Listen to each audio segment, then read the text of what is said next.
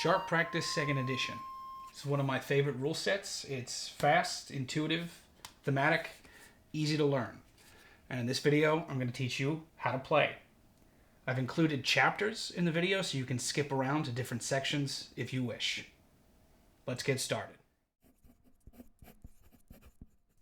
Here's the basics of what you'll need to play a game of Sharp Practice. First, you're going to need the rule book. This is written and published by TooFatLardies, and you can get it straight from their website. Next, for the random activations, you're going to need a deck of cards or some chips. These are the official ones that you can make your own. You're also going to need some dice, something to mark shock with, something to measure with, something for deployment points, and of course, miniatures. I also like to have a quick reference sheet on hand because I don't like to flip through the book too much while playing. Also, I like to have a little bit of cotton to mark which groups have fired and not reloaded. All right, let's take a closer look at the cards. I prefer the cards to the chips, but that's just me. We have two distinct colors here, blue and red. Within each of those colors, we have cards that correspond to leaders 1, 2, and 3, 1, 2, and 3. You will designate which leader is which before you start the game. Also, we have these cards here that have flags on them. These are command cards, and there's some really cool things you can do with these, but we're going to go over more of that in their own section. Next, we have the Tiffin. When you draw this, this ends the turn. Then you shuffle it back into the deck with everything, so it will be coming up randomly. You do not know how long a turn will be in Sharp Practice. Every force in Sharp Practice is made up of various groups of soldiers. Each of these groups needs a leader to command them. Let's look at an example force here.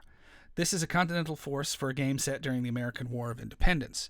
Here we have one group of militia with a status 2 leader. Next to him, we have two groups of state line with a status 3 leader, and next to them, we have some light infantry with a status 1 leader. These will be blue leader 1, blue leader 2, blue leader 3.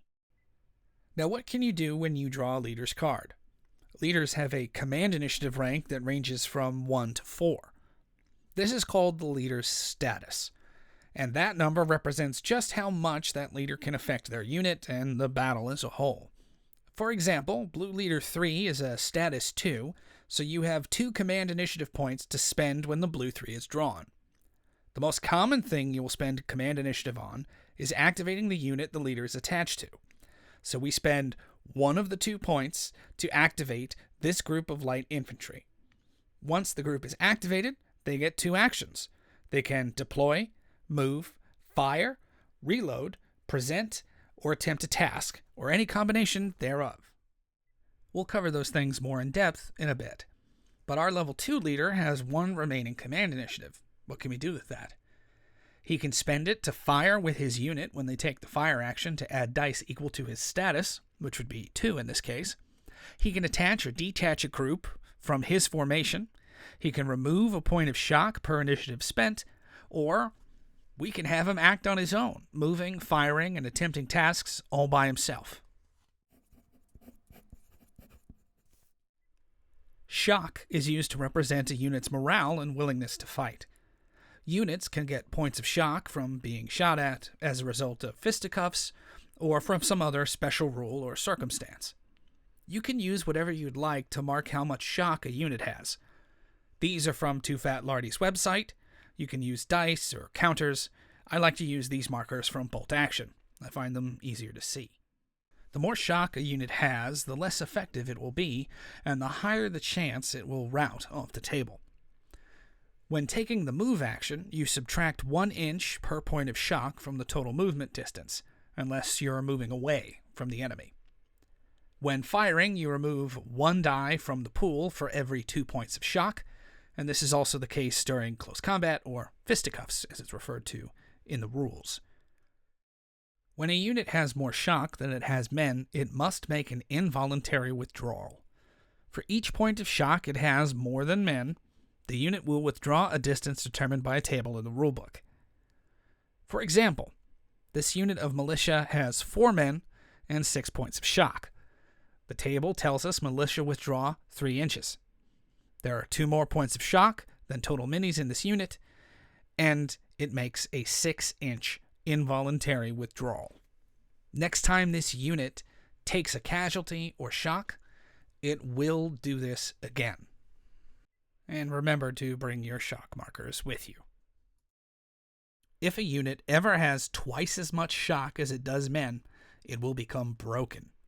That unit will immediately run 2d6 plus 6 inches away from the enemy. So if this militia unit had 3 men and 6 shock, it would run 2d6 plus 6 inches away. We roll that, and we get a 7. So 13 inches away from the enemy. Keep in mind, if the group making the withdrawal has to move through a friendly unit, they can do so, but the friendly unit will suffer shock equal to the excess shock the unit withdrawing has. There are ways of removing shock once it's applied. Our militia here has 4 shock, and our leader's card is drawn. He's a status 2 leader, so he spends one of his command initiatives to remove 1 point of shock. Then he activates them with the remaining point. They would normally get 5 dice to fire for the front rank here, but they have 3 points of shock, which removes 1 die. It would have removed 2 dice if it was still 4, and we hadn't removed 1 with our leader. Alternatively, our leader could have spent both command initiatives to remove 2 points of shock, but then the unit wouldn't have been able to fire. We also could have played a command card to increase the leader's status by 1 and removed another shock.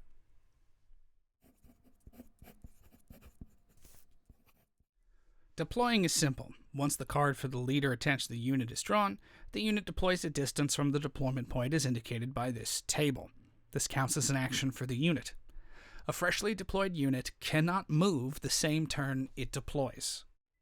Red Leader 1 is leading line troops. The chart says they deploy at 6 inches, so we measure 6 inches from the deployment point and place our group and our leader. For every action of movement a unit takes, roll 1d6 and then move that many inches. There are modifiers and special rules that can affect this, like terrain and points of shock, but for the most part, you roll the die, you move that many inches. Red Leader 1 here is going to use one of his command initiatives to activate his redcoats. Of the 2 actions, they're going to spend one of them to move. So we take 1d6, we get a 6, so we move them forward 6 inches. Because these are classified as line troops, I can choose to run with them when I take the move action. I would roll 2d6 instead of 1, but I would suffer a point of shock, and each group would roll separately if there were more than one group here. This would also break the formation, but I could use my leader's remaining command initiative to reform the line. These Queen's Rangers are light infantry. Light infantry and skirmishers get a free movement action, effectively giving them 1d6 of movement no matter what. So if I take the movement action with them, I roll 2d6. If I use both actions to move, I'd roll 3d6. These guys are really fast. Light infantry and skirmishers can also voluntarily withdraw 2d6 when an enemy unit closes with them in an attempt at fisticuffs. The downside of this is that they end the move with their back facing the enemy, which is, well, it's always bad. Roads can add extra dice to movement. We also have minor obstacles like this fence, and major obstacles like this river. Both can impede movement. Crossing a minor obstacle like this fence takes 2 actions of movement, so you roll 2 dice and remove the lowest. If the remaining die is enough to get you to the obstacle, you cross it. So, the Queen's Rangers are roughly 3 inches away from this fence. So, we take 2 dice and roll them, removing the lowest, which is a 5. 5 inches is enough to get us that 3 inches to the fence, which means we cross it. Crossing a major obstacle like this river is the same, except when we roll our 2 dice, we remove the highest die. Crossing a wide or high obstacle like this fortress wall here works a little differently. A unit that begins its turn already in contact with the obstacle may spend both actions to be on the other side of the obstacle when the turn ends. Now remember, the turn doesn't end until the tiffin is drawn.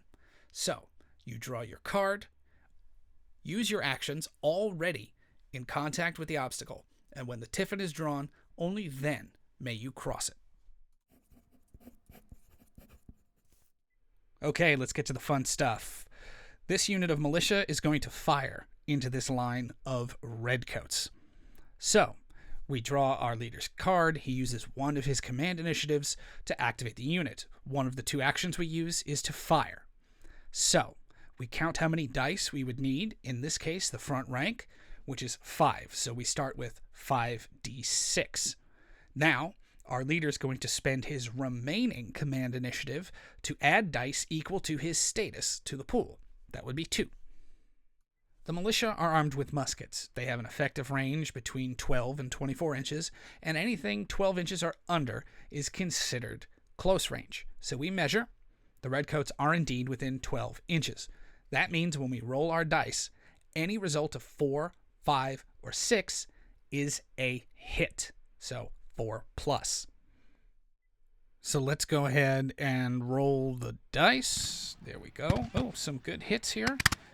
That's 1 hit, 2 hits, 3 hits, 4 hits, and 3 misses. So now what we do is we take these hits and we put 2 on the far group and 2 on the close group. Now we roll these dice to see if they cause any casualties within these groups.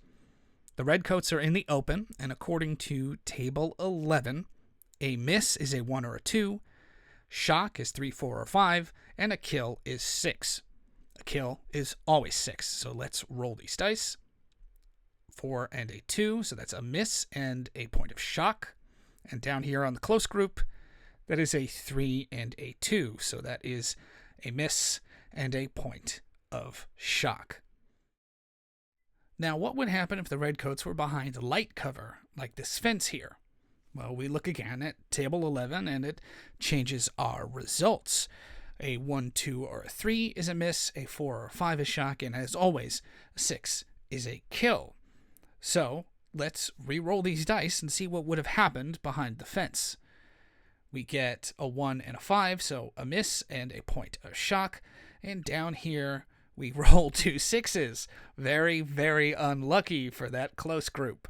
But that's how light cover works.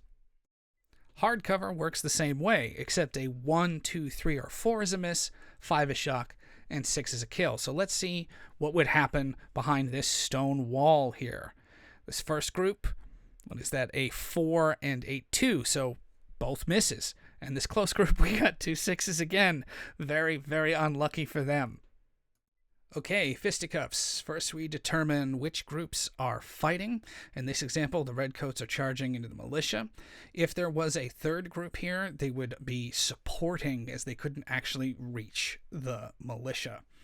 A lot of this is going to be determined by tables 16 and 17 in the rulebook, so I'm not going to break down too much because you really just go down the checklist. The redcoats are above 50% strength, so they start with 6d6. The militia are also above 50% strength and will also start with 6d6. Both leaders are participating in the battle and will add dice equal to their status levels. Both of them are level 2, so they will both add 2 dice. However, the militia are entering this Fisticuffs without bayonets, so they will lose those 2 dice. Of course, for every 2 points of shock, we would remove 1 die. But in this scenario, neither force has any shock. We're going to roll both pools of dice here and compare the results. In Fisticuffs, results of 1, 2, 3, or 4 have no effect. A result of 5 is a kill, and a result of 6 is a kill and a shock. Red player rolled a 6, a 5, and all the rest were misses. And blue player rolled a 5, a 6, and another 6, which means blue player wins this exchange.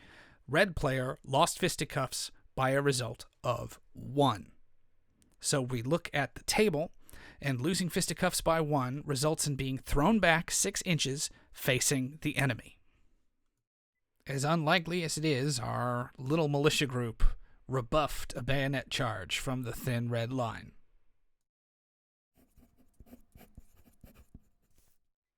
Okay, command cards. In the deck I've set up for all these examples, there have been 4 command cards for each player, 4 blue, 4 red. These can be spent to do some really cool things. You can play any number of these cards to increase a leader's status per card played, or add 1 die per card played to a pool for firing or fisticuffs. Playing 2 cards will let you activate a unit that hasn't activated yet during the turn, and you can do this as an interruption during an enemy's activation. Playing 3 cards will let you activate a leader that has not activated yet or deployed, and this can also be used as an interrupt. Playing 4 cards all at once will let a leader activate an attached unit or a unit within their command range that has already activated this turn. This does not use one of the leader's command initiatives. You can also play cards to make use of special rules, abilities, and keywords that units might have. In the stat block for the Queen's Rangers, for example, they have Step Out 2.